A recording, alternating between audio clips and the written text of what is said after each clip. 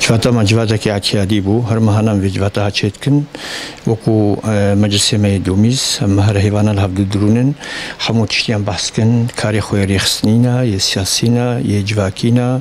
ی نخوشی و درد ملاتی منالی تشتکی گلک باش بو وی جواتا ما جناب دکتر حکیم جمهور حاضر بو وضعی سیاسی ی شروور که در اروپا ی روجاوای کردستان دا ایروچه چید بی مسارات شورش سوری کجا علی دتچنی گوچید بون مفاوضات گوتینا چکرین موضوع دستوری بو بهتری وضعی نج وضعی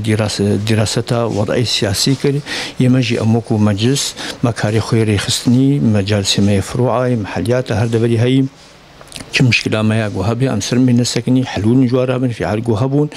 بيحتاجي نخشي ملاطي ما دندري كامبا دوميزو تشتاقو تابعي ما في مجلس هني وكو كهرباء وكو آوي وكو أرزاق هر شيء جوهيجو